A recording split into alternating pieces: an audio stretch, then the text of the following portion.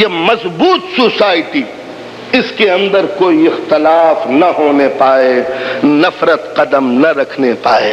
لیکن اگر نفرت قدم رکھتی ہے تو اسلام نے اسے دبانے کا حکم دیا ہے، محبت کو پھیلانے کا حکم دیا ہے۔ تو جس قوم میں معاف کرنے کی عادت نہیں ہوتی وہ قوم نفرتوں میں ڈوب کے مر جاتی ہے۔ امام زین العابدین علیہ السلام مدینے کے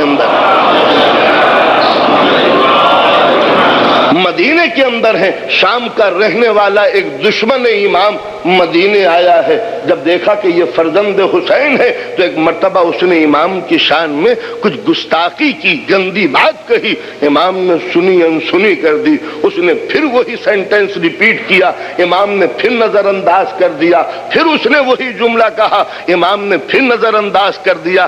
جب ظالم کہتے کہتے تھک گیا اور امام نے کوئی نوٹس نہ لیا تو گھبرا کے سامنے آیا اور امام کے شانوں پر ہاتھ رکھ کے کہا، فرزند حسین، میں اتنی دیر سے تمہیں گالیاں دے رہا تھا اور تم کوئی نوٹس نہیں لیتے۔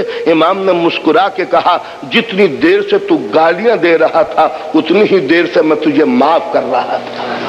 جب اندازہ لگائیے جو ایک دشمن کو باہر کا رہنے والا ہے اپنے مول وطن میں، اپنے شہر میں آیا ہے، امام کے دوست بھی ہوں گے، عزیز و اقارب بھی ہوں گے، جانثار بھی ہوں گے، اشارہ کر دیتے تو اس مسافر کی ہڈیاں پسلیاں ایک ہو جاتی، مگر وہ یہ کہ ظلم کرتے کرتے تھک گیا اور امام مسکرا کے کہتے ہیں، جتنی دیر سے تو ظلم کر رہا ہے اتنی ہی دیر سے میں تجھے معاف کر رہا ہوں۔ تو جس سوسائٹی کے اندر معاف کرنے کا جذبہ نہیں ہوتا وہ اپنے سکون کو کھو دیتی ہے، دوسرے کے سکون کو نہیں۔ لہذا حکم ہوتا ہے کہ جب بھائیوں میں اختلاف ہو جائے، اسلامی بھائیوں میں اختلاف ہو جائے تو پورے سماج و سوسائٹی پر واجب ہے کہ فَأَصْلِحُوا بَيْنَ أَخَوَيْكُمْ، اصلاح کر دو، کریکشن کرو اپنے بھائیوں کے۔ لیکن اصلاح کب ہوگی؟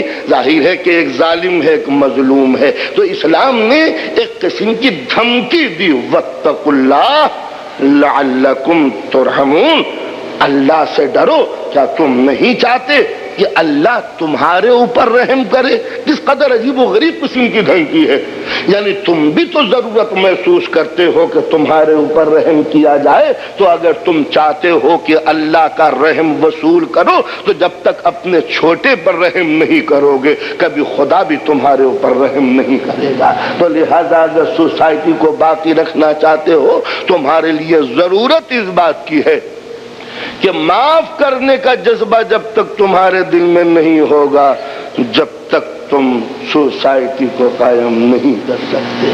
سب سے پہلی بات